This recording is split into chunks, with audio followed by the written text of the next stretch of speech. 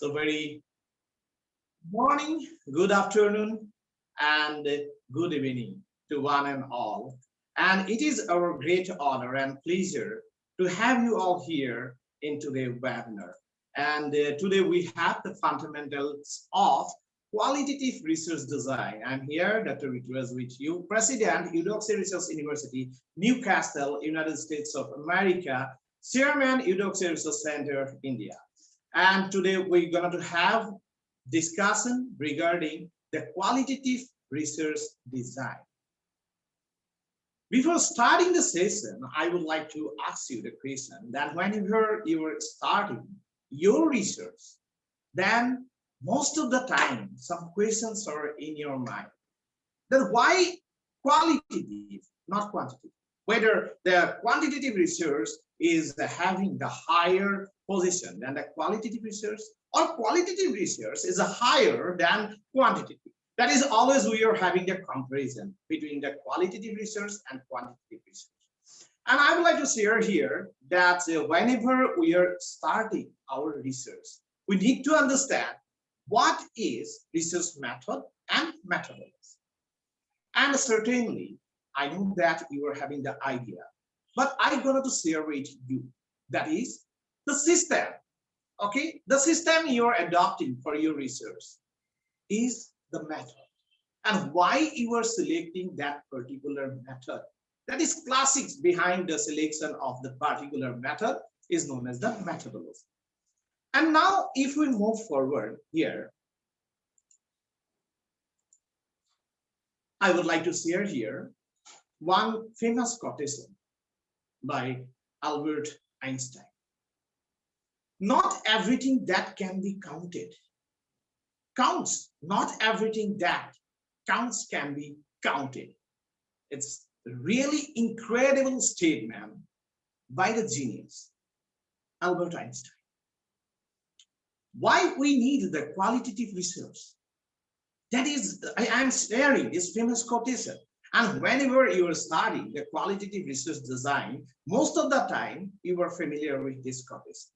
Because our research cannot be confined with only digits, only numbers. We are human beings. We have to enter the real world. We have to understand the emotion of the people. We need to understand our research in religion. We need to enter in a particular community. We need to go for conversation, direct, in-depth conversation. We need to discuss with our people. Therefore, whenever we cannot apply quantitative research design, then we must adopt qualitative research design. Most of the time nowadays, you will find out that brilliant papers are coming with the mixed method. They are combining the both method. Numbers of paper based on the research gap, research question, and the research problem. So we need to understand that what should be the proper method for our research. If we wanted to carry out our research and we are conducting our research where the emotions of the peoples are being involved, the society culture is there, the psychology of the people you are considering your research in an educational, you are doing one nursing research where you have to consult, you have to discuss with the patient. So we need to understand in certain cases we cannot go with only number. We need to go with the description part. We need to start our conversation. We need to go for discussion, and therefore the qualitative research is here. Now, if we want to discuss about the definition and the characteristics of the qualitative research, so we need to start with description. That is, we need to understand social phenomena and within the natural settings. Natural settings, we will not confine, we will not make the particular fixed system. We will give the flexibility. And I wanted to share here that we are being overwhelmed whenever say we are entering into a particular community, because in qualitative research, the researcher himself or herself become the instrument of the research. And therefore we are seeing here one animated that's a picture with our nearby our logo, and you can see that in that animated picture we are showing that the peoples are connecting and doing research in enter the world.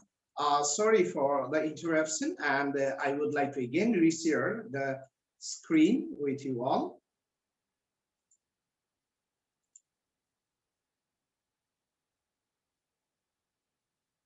Yeah, I think that this is available right now. So we need to understand here the types and steps for conducting qualitative research studies. Of course, there are types of different types of qualitative research design and qualitative research and sampling method. We will today discuss about how to formulate your research question, how to find out the research gap in case of particularly qualitative research design. What is the research problem in qualitative research? Because it is quite different from the quantitative one. And how we can collect the data. It is very important because most of the time we know about the quantitative research. Quantitative research, everything we have done in a system, not flexible, that is, and we are not having the flexibility for understanding why and how. Say you are going with some phenomenological research and why this phenomena is occurring, how you will conduct in quantitative research. You are conducting your research in a particular focus group, and how the group is behaving, behavior is why like that. You cannot go with the quantitative research design. So I think that the picture is pretty much clear here that we need the qualitative research design, and neither the qualitative nor the quantitative is higher or lower. It's always depend upon our entire research design. Very important word, research design, because it's comprising of research gap, finding out the research gap, then formulating your research question, then designing your research problem, and now come with entire blueprint of the research design. I know that for most of the young researchers, sometimes it will become as a nightmare. Oh, how I will formulate my research question in qualitative research design. How I going to have the good result, and how I can use software in qualitative research design, and what are the best software for me. So today we will discuss all these points one by one step. Now I would like to move forward to my next slide. And here the types of qualitative studies or research we will discuss. So first one that I wanted to discuss with you, and I think that you are having a pretty good idea about that the animated picture that I am showing in the left side. You can see that's maybe the virus, that's whatever we are all suffering, of course, that the COVID-19 pandemic, the phenomena occurred. And now you want to understand the emotion of the people, those who lost the member from their family, how you will conduct this research. So starting, I have right down here, you can see that phenomenology is a form of qualitative research that focuses on the study of an individual's life experiences, their experiences. We need to understand that what was happening in their life, and they will share with you. It may be any type of phenomenon you are considering for research. And the goal of phenomenological research is to describe the meaning of this experience, both in terms of what was experienced and how it was experienced. Both are very important. We need to understand.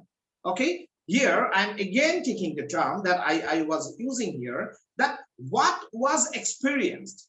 What was experienced by the family member, as I have shown you the one example, that the COVID, maybe the flood, maybe the another, that's anything, that kind of that phenomenon. And particularly we have seen that even that nursing scholar, they're using it to find out their research design, to carry out their research. They are using the phenomenological research. So here the both terms are very important, that what was the experience of the people and how it was experienced. How? So you cannot find out this answer of how in case of if you are only going with the quantitative research design. So here you have the opportunity. Now you see that, in other words, the approach of phenomenology is rooted in different school of philosophy. Of course, it is true. So it is a popular approach. Psychology, you are understanding the psychology of the people. You are understanding their emotion. Okay, I'm giving here that example that exploring the life experiences of the woman undergoing the breast biopsy, or the life experience with the life experience with the family member waiting for the loved one undergoing major surgery. Yeah, of course. Now you see that some major surgery is going on in the one family member of the people, and it is basically for like that you are now going with one, say, pandemic, this situation, and you know that the people are facing the problem, and if someone is losing their family member, you are going with that people's emotions, their experience, and how it was happening. You are directly interacting. I will also explain that how you can go with the interaction, how you can collect the data in case of the qualitative research design. Now you see here that the next part, ethnography, we have to understand. Okay, what is ethnography? It is always known as the portrait of a people. Portrait of people. What is portrait? Now the question is there, that what is portrait? We are having the photographs, and we are taking sometimes a portrait photograph. So it is the portrait of the people. You can see that one. Okay, the portrait of the people. Now you see that it is a particular type of qualitative research design where we can go with the observation, where we can have the interview, documentary data, okay, to produce the realistic picture of social phenomena.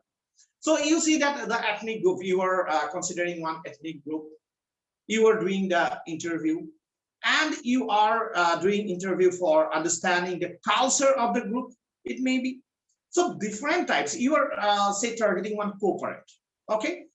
The group of people working in a corporate. So I have given here the examples that observing the group of children playing together, okay? Employees in a corporate office, medical personnel in a high volume hospital, etc. Or indigenous beliefs you can take. So I'm giving the examples here only, that how you can conduct the ethnographical research or ethnography in your qualitative research design. And this is very important. Now, I think that you are having the idea that phenomenological is directly connected with the one phenomena. That's one event take place, then like COVID-19, I have explained. Now ethnography, you are understanding maybe one ethnic group, you are understanding maybe the corporate group, you are understanding their culture, you may be the part of, you are taking the part inside that community, and you are doing your research. Because here, in this case, clearly I am mentioning the researcher himself or herself becoming the instrument. They are becoming the instrument. Okay. Now let us understand the grounded theory. And this is very important. You see that the main feature of this development of the new theory, the grounded theory, obviously that's you are going with a new theory and you are starting it from scratch. That is, you are understanding the system, that how it's changing. It was developed, that they have published the book in the 1967, okay, in 1967, and Glaser and Steras in their book, The Discovery of the Grounded Theory. Okay. And it is always, I have mentioned, it is always going beyond phenomenology. Sometimes we may have that idea that it's merely the phenomenological research and we are only developing the theory, but not it is exactly true. No doubt we can use in phenomenological research, but practically whenever you are going with the grounded theory, in case of grounded theory, you can start it from even from the literature review, or relevant documents analysis you are doing, and you are developing the theory. This is very important because you will now develop a new theory. It's not necessary to have the older existing theory all the time. You can have some materials, you can have the references, and you can develop one new theory, and this is the grounded theory in your hand.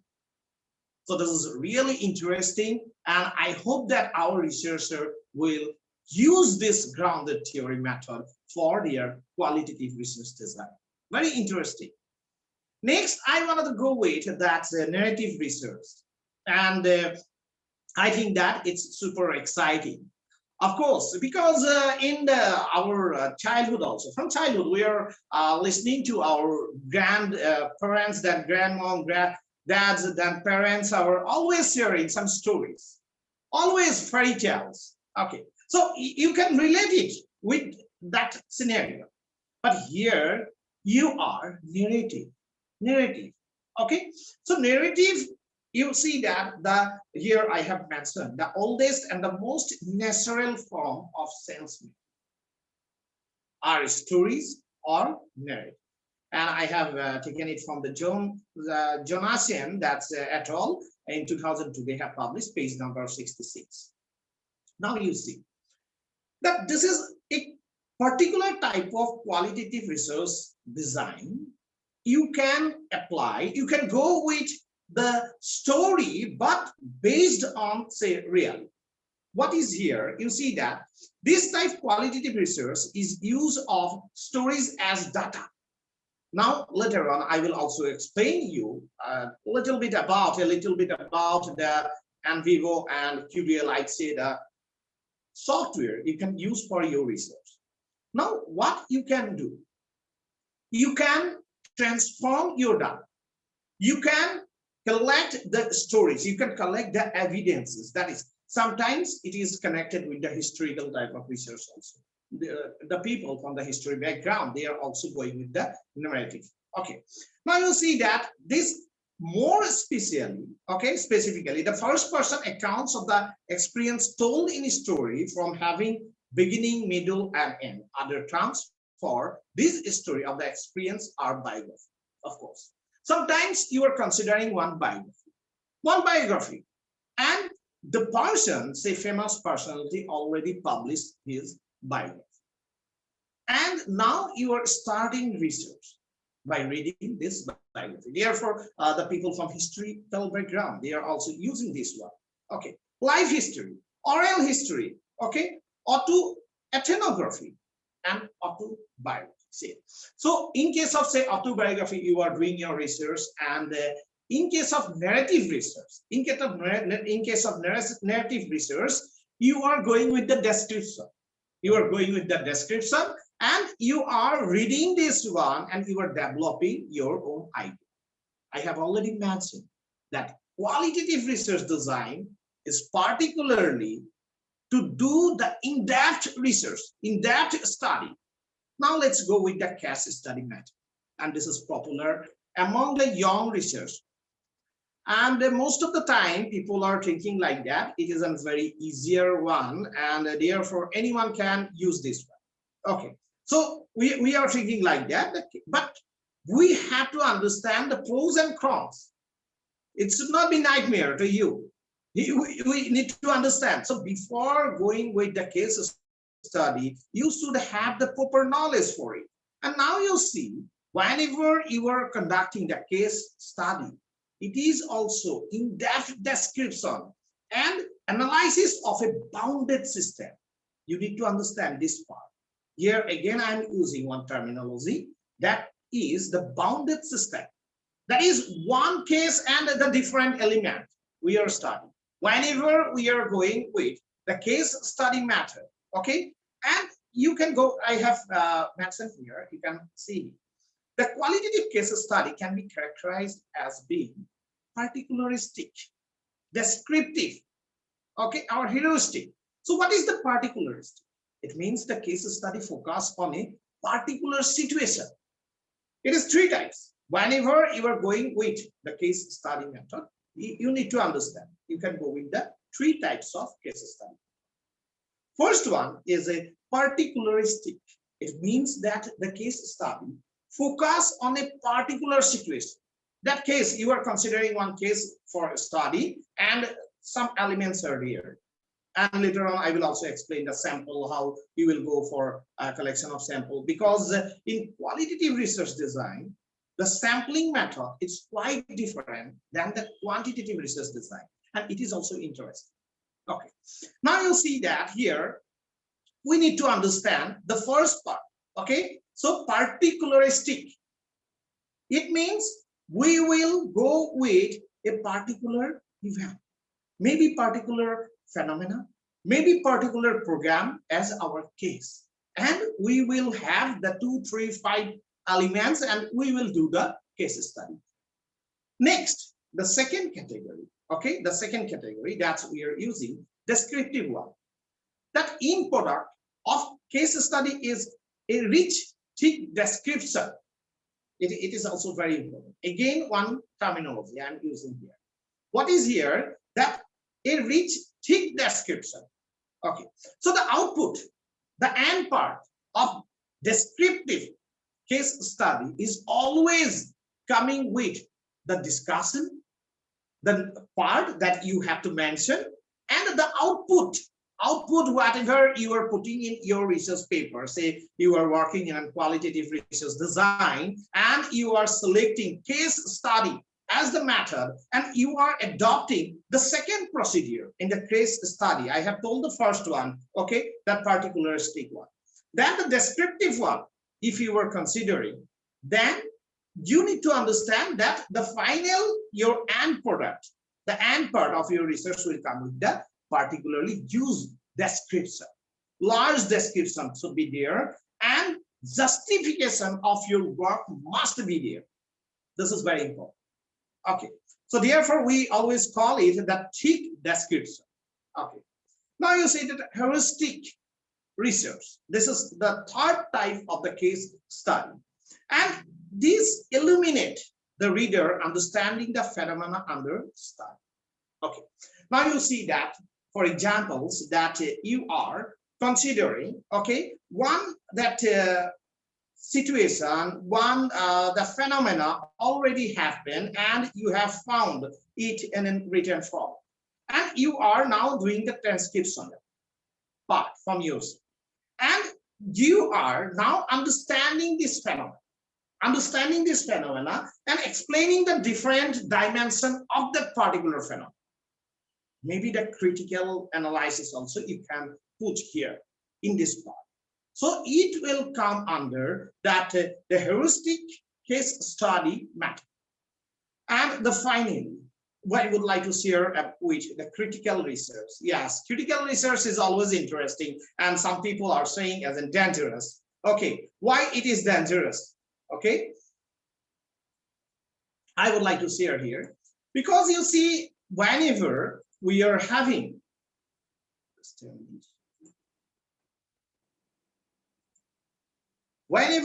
going with the critical research, then our goal is different. What is our goal here in critical research? We need to understand here the goal is to critique and challenge, to transform and empower. Very important. And very dangerous also, because the people from political science background, from education background, they are going with this one. They are challenging the existing system. The system is there in the society, already there in the society. I have mentioned here that as a pattern in 2002, page number 131, observes what makes critical research critical is that it seeks not just to study and understand the society, but rather to critique and change the society. We need to understand the philosophy behind this. Only not criticism. We want to transform the society. We want to make the change. Even your critical research can change the government, existing government. That's why sometimes people are saying it's very dangerous to handle the critical research. Some people from the law background, they are also doing that critical research. They will go to particular situation. They will explore the truth. They will challenge the existing system, and they will put forward it with the documentation. Now you can understand how much challenging in nature that critical research part in case of qualitative research design. And it's the real, because we always say like that, critical research is the true research, the real research of the society, because we have to end here. We have no other option. We have to go to the society. We have to carry out our research. Then we can challenge the existing system. Then we can transform the society to the next level. So it is very important to understand that the critical research, and I have also mentioned here that indeed the power dynamics are the heart of critical research. Power dynamics, okay?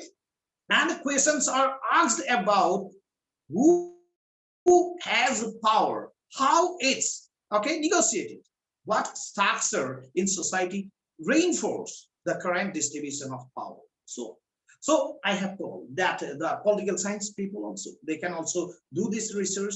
Then power dynamics can also change. So it is in the form the different. It will open up one different horizon, and it will change the society. Be careful. Do not carry out the critical research with an intention to harm some, with an intention to go against one existing system. Our point is to explore the truth, new finding. We want to have the truth in our hand, and if we have found that this is the truth and what is existing in the society, it should be transformed, then we will put forward it, but it is not intentional, and not to only the criticism, it's the transformation of society. So now I would like to share here my next slide, and this is very important. And now our journey started. That you can see one animated picture that started stepping forward. And now after understanding the type of different qualitative research, now very important point, selecting a topic. How do you select a topic for qualitative research? This is very important, the topic selection. Now, you see that the first place I have mentioned here, okay, first place, to look in your daily life. You can look in your work, your family, your friends, community. What are you curious about? You have curiosity. What do you want to know? If you can find out that one, the society want to know that part from you, your research paper. So research paper writing is not only the academic work, that for getting that our H index, I index, and publishing in an impact factor journal, or a Q1, Q2, Q3 journal, Scopus publication, getting the promotion. It's not our motivation. Our part is that we want to solve some problem. And in qualitative research, you will do the in-depth study. You are not only going with the numerics, not the use data collection. You may be going with the very few number of people, 8 people, 10 people.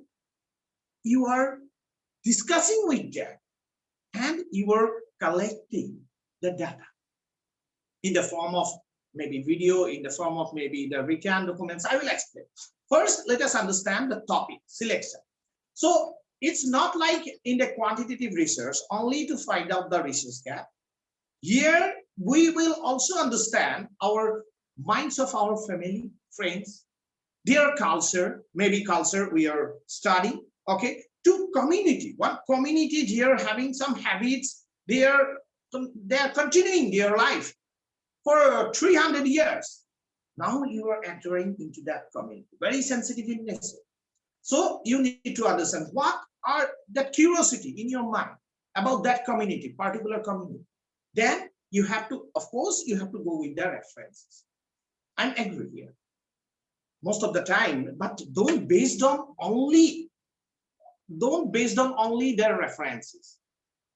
Literature review is one part, but in qualitative research, we need to go with the realities of our life. What is happening in your surroundings? What puzzles you? Why things are in that way happening? You can find out by using the qualitative research. Whenever you are using why it is happening, then you have to understand that you can adopt the qualitative research method and you can do the in-depth study. Okay.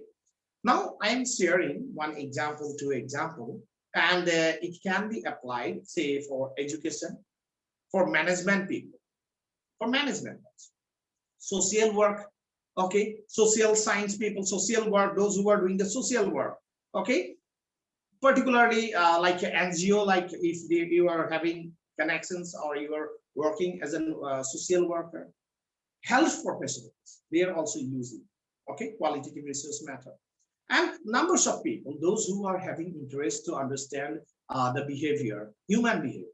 They want to understand, say, religion. They want to go for research in a religion. Then they can use this. So how to frame your research question, how to find out the research gap, and what is research problem. These are now the topic for discussion. And then you will understand how to select one topic. What is research gap? Research gap is the part of research that where all the researchers are ignoring, maybe ignoring, they have not noticed that one, or some space left behind. They have not touched. It is the untouched part in their research. They are doing that, the research in this community. Maybe in the particular community, you are selecting one community and you have found the numbers of work done, but they have not discussed that particular point. Whatever your curiosity offering you, please go for that. You have to understand. Then you see here one example that here, that's a Dina participated for a year in a week and a long bicycle riding across Georgia. And she became interested in informal learning and self-development of women who participated in this, say, the activity, and that was published by Purit at 2004. The next example about the Mexican English learner, okay, she wanted to investigate how the adult education playing the role, okay. So it may be different that I'm selecting that from two research paper, the two topic as an example. It's not necessary that they, in this type only your topic will. Now you need to understand the gap, research gap, and you have to find out that particular research gap, okay. And now I'm moving towards the research problem. So what is research problem? First, I'm again telling you the steps, okay. The first, you have to understand the researchers are doing research, but they have not collected that particular information, or maybe they are not conducting the research in that point and that was untouched.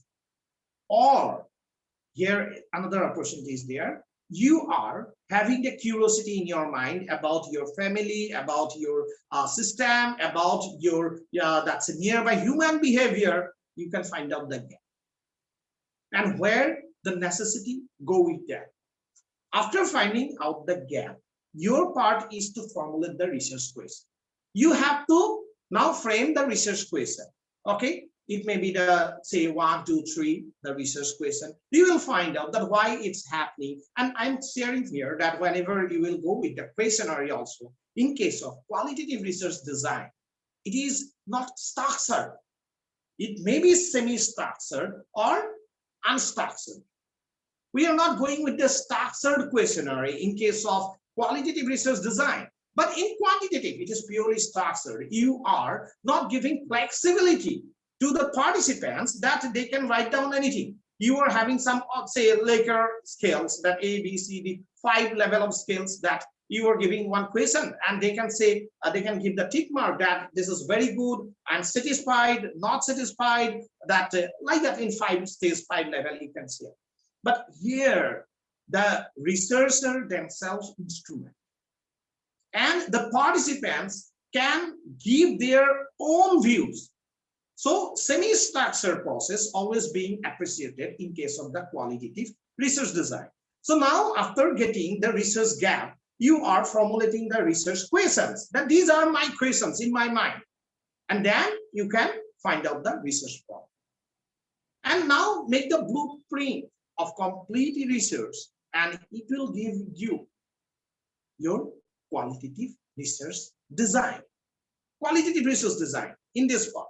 So I think that it is, I am pretty much sure that you are getting the idea from starting from the research gap, then research question, then finding out your research problem, and now having the complete blueprint of your research design. The next very important part is that to understand, okay, the data collection method. Now you are having, say, what are the types of qualitative research you are understanding. You are understanding the research gap, you are understanding research problem. Now, very important part is that qualitative data collection method, how you will collect, the data. This is another challenge in front of you. So the first, yeah, of course, all the time the people are using this one, the interview method. Interview methods, that it may be you have to take care of how you are collecting or conducting. So interviewing here I have mentioned can be one extreme. Say one extreme, it may be the structure, okay, which questions then prepared and presented to each of the interview.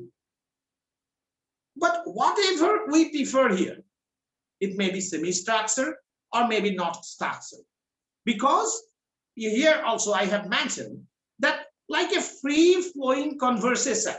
We need the free-flowing conversation, that the people should be open in front of you. Whatever you want to explore, you want to bring the reality. Now, the qualitative research, the real people, it's not the numbers.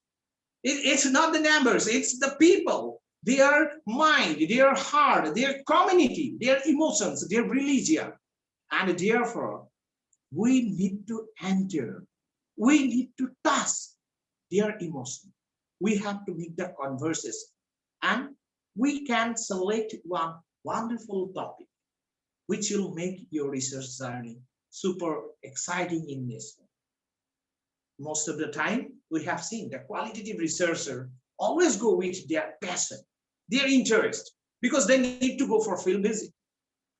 Early time, that is only the field visits for interview. Now it's a technology. Yeah, of course, I am also accepting that you can use, because in COVID-19 pandemic, I'm not forcing you to go to the field to interact with the directly people. You can use, say, the video conferencing also. Recorded video method, you can take their that opinion, but the realistic should be there. The nature is always realistic. So the interview method is very important, and we are understanding, I think, that in case of interview method, you are going with semi-structured or non-structured in most of the time. And in case of structure also, they are having that the opportunity in their hand. They are having the freedom to speak. It's not like that you will fix them into their answer. You will find out the real facts and findings. Now you see that the next part is the focused group. So it is another type of the data collection method in the qualitative research design. And interesting, very interesting. I have mentioned here that resemble with the interview, but focus group transcript can be analyzed so that the explore the way which the participant interact with each other. This is very important. They can interact with each other in a group whenever you are targeting one focus group, and even influence each other, express the idea. This is another interesting part. You see that whenever you are conducting the interview, it's go for one-to-one, face-to-face, one-to-one person. But in case of focus group, you are having the group of people having maybe the common ideas. They are working in a common community. They are maybe working in a common, say, group. They are maybe from the corporate. They are maybe from the village. They are maybe from the another place. We are having the focus group. Next, the third part of the data collection method is the observation. And observation is not the type of interview, neither the focus group. You have to understand. It is another different technique that we are using to collect, okay, to collect the data by observing, maybe silently also, maybe taking part inside their community. Maybe you may be the one person in that community whenever you are doing the observation. So there are vast study in the observation method, and it is also very interesting because now you are not interacting with them, you are observing. You are doing your observation, you are doing the recordings, you are doing everything silently from your side. And this is the observation method. Okay. Now we have to move forward to the next part. And technique for collecting the data through observation. Now you see that in a written description also we can. If you are, say, going with one community, one environment, you want to observe, and he or she will write down everything. It is no doubt that laborious work, but early time the researchers are doing that. Nowadays, the video recording is also allowed, and without tempering the video, very important, without tempering the video, the real video can be considered for the observation method, that you are capturing the realistic video, real video of that maybe community, of that maybe the, say, group, okay, and you are collecting the data. So this is very important method. You can use this. Okay. Now you see that the collection of documented material, it is also very interesting. The wide range of material you are having and produce the qualitative information, okay, and particularly trying to understand the philosophy of an organization, okay, maybe the ethnography.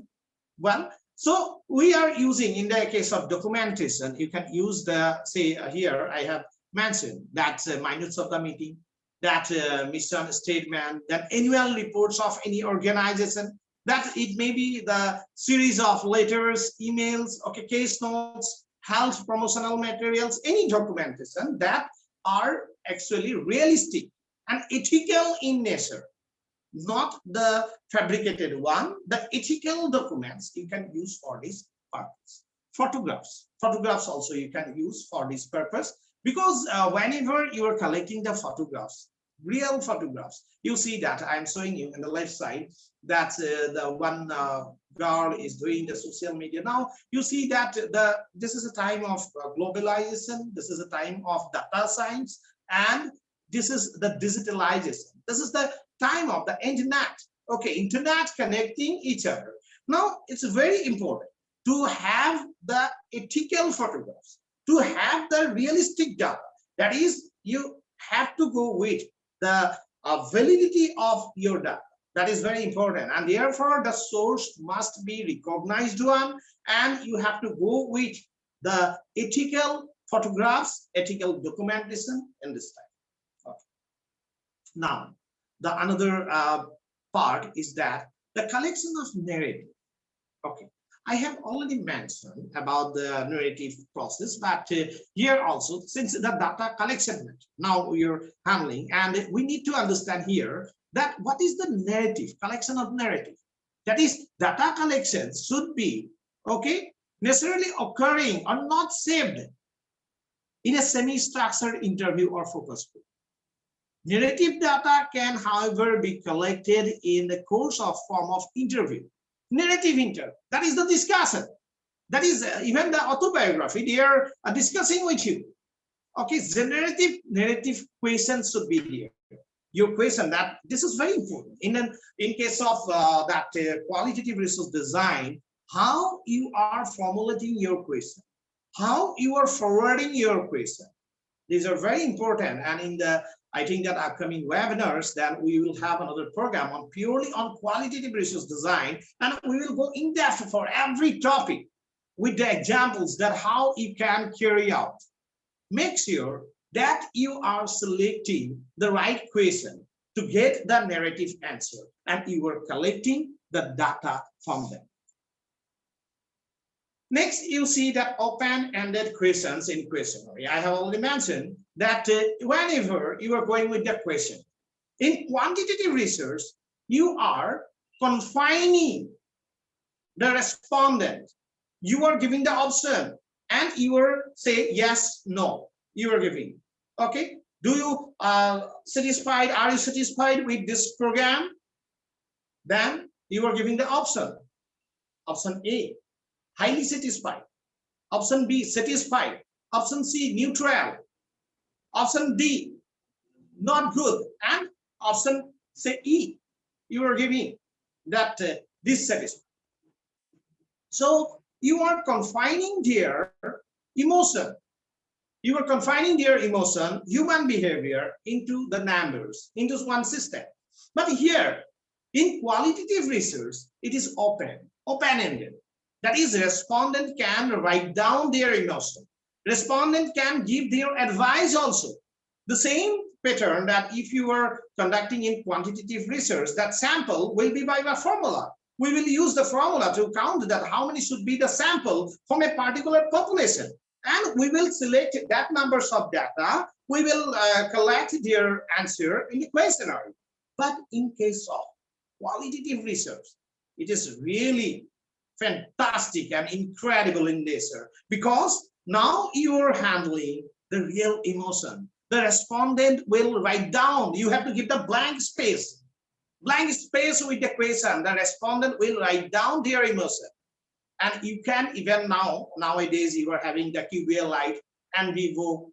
I will discuss that. The software also. Without software also, you can make the graphical presentation. You are using, say, the dataset Excel. So now our research in the next level, we need to understand. And therefore, while you are targeting the good journal, you need to go with the previous papers. That what are the papers that published in the last year. And my research is whether it is the same standard or not. Okay. Now, I think that you are having one clear idea about the questionnaire preparation for qualitative research. Qualitative research, you have to give the freedom, okay, to the response. You can frame your question, and it may be somewhat sensitive in nature also than the quantitative, and the qualitative research design will carry the data, which is free from that system.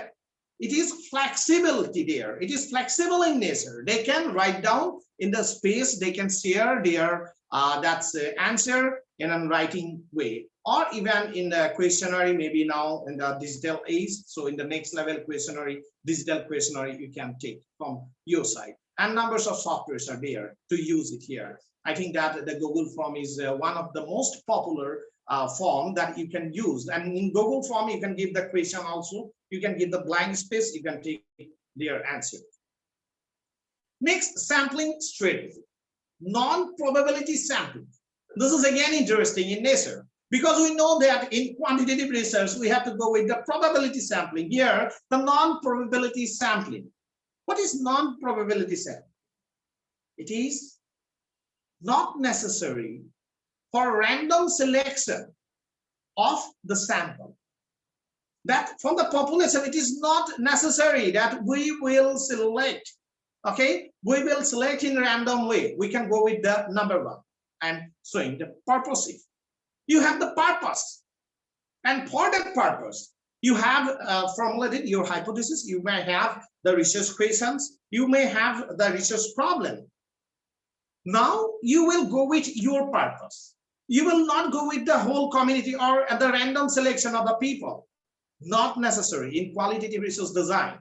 In qualitative research design, you can adopt purposive sampling with your own purpose. What is your purpose?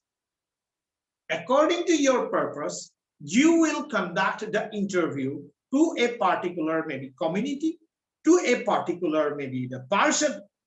You will go there, you are conducting, say, research in a particular tribal community or any other community from any country. Then purposive, that is, you have the purpose and you will meet that kind of people, not the all kind of people. It will not represent the use must. You will go directly to the particular people for collection of the sample. Now, the next is the convenience. So in convenience sampling, you will go with your convenience. That is, it may be because of money, maybe because of time, that you cannot spend that much money. So therefore, you have that's one justification in your hand, that I want to go with the people, those who are nearer to me. I'm conducting this research in this particular area, and with your convenience, we will go with that particular type of research. Then number 3, I am explaining the quota sampling. Quota, that's the groups. Now you are conducting your research in some different groups. That is, you are having a huge population and you are selecting and you are making some quota. You are making some groups and thereafter you are conducting your research. Okay, now the sample collection, you are putting in that some quota. Then intensity sampling. Yeah, of course, this is again interesting one. That is, most of the time we are going with, say, interview method, we are going with the focus group, okay, grounded theory, whatever. We are, say, at first addressing the selected people. And in case of intensity sampling, we will select the head of that people. That means that you are going with 10 schools, maybe you are conducting with the principals. You are going with the villagers, maybe the head of the village. You are selecting for that one, for that sample. As in sample, you are conducting your research with the head of the village and you are conducting your research. Maybe the method, one of the method you are using. But this is also very useful method, sampling method, that is the intensity sampling. You are doing your research in a corporate, say, in a cloth industry, maybe the service industry, and you are only targeting the presidents, you are targeting only the CEOs, maybe the VPs, maybe the GM of that particular organization, and the 5 or 7 organization or 8 organization. Then you are conducting your research. Say you are from management and marketing, then you are targeting with the corporate. I have given the example in that. So we need to understand that this is another wonderful research sampling, that is the non-probability. Here it's not random. Nothing is random. It's not having all the population, all the elements are not having probability of getting selection. Therefore, it is non-probability sampling. Non-probability, it's not probable for everyone. It's not everyone getting the random selection, everyone will getting the chance. It's not necessary in case of qualitative research design. But in case of quantitative, we know that the numbers of sampling matter, and it is generally the probability factor is working. We are conducting SPSS, startup to seek that one also. So now let's come towards the last sampling method, that snowball sampling. It's again very wonderful. Wonderful, yeah. It's pretty good idea to have the snowball sampling research and in your qualitative research design.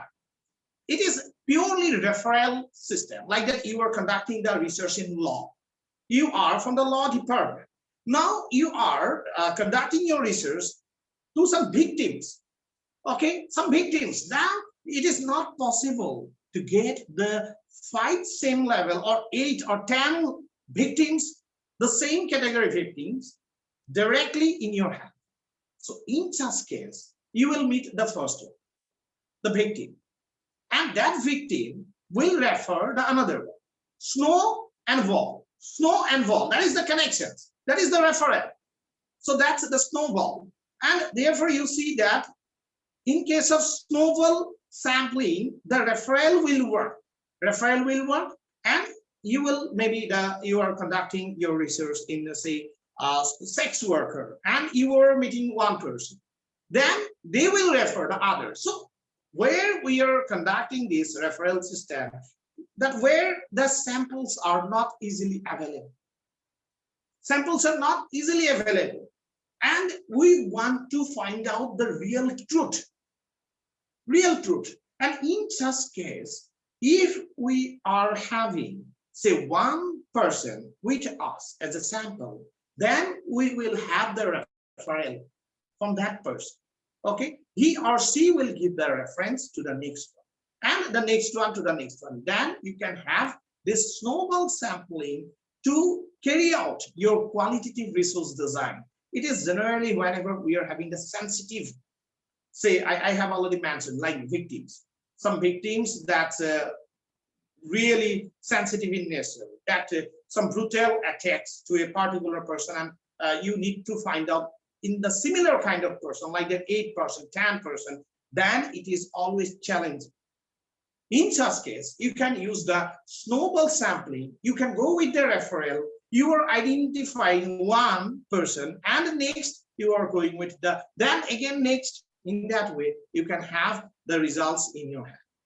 So I have already discussed that what is the qualitative research, how it is different from the quantitative. Very important point. Thereafter, the types of qualitative research, what are the types that we are using? And thereafter, we have understand the finding out the research gap, how to understand that the feelings of your surroundings and the real society, because you will conduct your research, maybe to understand the behavior, maybe to understand the emotion, maybe to understand that why it's happening in that way. And how it's happening also, you can find out by using qualitative resource design. And thereafter, we have discussed about the type of data collection, that what are the types that you can collect the data. And of course, nowadays, the video data collections are also very popular. You can go with that one. And thereafter, that sampling part, it's very important. And finally, we are coming towards the snowball sampling. I have shared that it's the purely referral one, and you need to understand. Now let's go with the golden thread. Okay, so I think I'm facing one problem. Okay, so records and being organized. Okay, I am having the 5 stages there, the golden threads, and I think that I will explain about this. Okay, so first, say which qualitative data and record, you can see the stages. Okay, and it may be screen may disappear because I'm facing some issues, and it will be there again. I will add this one. So now you'll see that the keeping records and being organized. Okay, so qualitative analysis. Now you are having the sampling. Now you are analyzing the data. Okay, and while you are carrying out your research, you are analyzing your data. That it is necessary. It is necessary to understand the different stages. And I have shared here the 5 stages for the qualitative research design. After getting the sample in your hand, and you can go with this analysis method. And you can use maybe the software, or you may go without use of software. That is without use of software. If you are using the software, then even your video, now if you are using say QBL Live and Vivo, in such cases, you can go with that uploading your all content, uploading your all videos, and you can have the result. Otherwise, without using software also, you can do the analysis. And I think that those who are into the qualitative research from the long run, and they understand that without software also, simple having the Excel sheet in your hand, you can conduct the qualitative research design and analysis. This is very simple, and therefore we have, if we are having the passion to understand it, and definitely I think that you can go for the analysis. And now I will share a screen again. It will take another 1 minute like that, because I was facing the problem with my system, as I have mentioned, and therefore give me just 1 minute to share that slide particularly. Yeah, the golden thread I am discussing, and keeping record, the stage 1, I was going with the stage 1, and this is about the keeping record. So how you will keep the record of your data? This is very important. Okay, how you will keep the record of your data. And in that case, okay, in that case, the keeping record, it may be the transcription, it may be the video record, okay, because you may use the software, may not use the software. So first part is that keeping the record, okay, keeping the record, first step, okay. Second step is that transcribing qualitative data. This is very important, okay, this is very important. Transcribing qualitative data means you will transform every data. You have discussed, you have maybe video, you have maybe taken the voice recording. Now it will be in the form of transcription, in the writing.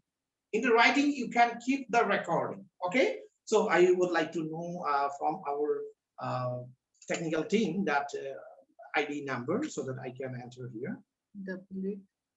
88 196 21 3615 3615, and their passport I record 485 867. Okay, so we have seen that the technical difficulty, and it may arise in our research also, so be careful with that one. Whenever you are doing the qualitative research, say the recording, make sure that you are keeping the data, you are going with that the plan B. It is always important.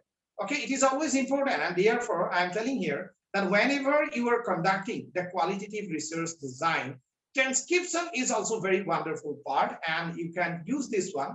Now I am sharing my screen with you.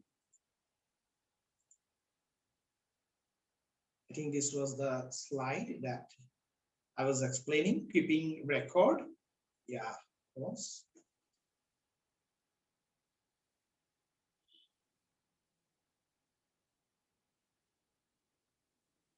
Okay, just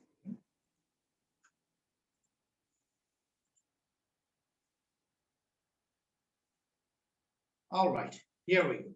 Now I have explained the stage one, keeping the records and being organized. Record keeping and organizing it systematically. Very, very important, because in qualitative research also, we are giving the different codes, and in later times, and whenever we will have the, say, and we go or like the discussion, then we will go in depth about this. And transcribing qualitative data, I have already explained that it is just a transformation. That's maybe the audio, but you will go for transcription, and it is very useful. You have seen also during my presentation that technology that cheated me for 2-3 minutes. So like that, it can be happen. You are keeping it only in the drive. Say the drive is no more in your hand. I have seen numbers of people facing this kind of problem. So you need to understand. Okay. Then stage 3, the qualitative software, maybe the N6, then NVBook, UDA Lite. Okay, these are the software that you can use. Okay, you can use. Well, just a minute. I have for, yeah. Thank you for letting me know that's am not. I have to stop. Yeah, thank you. Now, stage 4, that doing constant comparison. Here again, the coding part is very important, and we are comparing. We are comparing in case of the qualitative research design while we are doing the analysis part. This is the final part of your research. After sampling, data collection methods, after doing everything, now you will go with the, you're going to have the analysis part, and very important. So you can do this analysis by keeping the records and doing constant comparison. You can compare your data. If you are say going with the 2 community, 3 community, you can compare. You are going with the 8 numbers of people. Generally, we are taking 8 to 10 numbers of people as an example, but depending upon the sampling part, it may vary. And in case of, say, you are doing the analysis, qualitative analysis, you need to understand that you will do the constant comparison in the analysis part. And this is one beauty of qualitative analysis, that whenever you will read the conclusion, you will come to know that which is your opinion, what is your opinion, and why it was happening. You will get a clear idea. Okay. And stage 5, some people are going without qualitative software, and I'm sharing here. Yeah, of course, it is not necessary. Don't go with the might. The biggest might among the researchers, that they need the software all the time, and only with the software they can go. It's not necessary. Okay.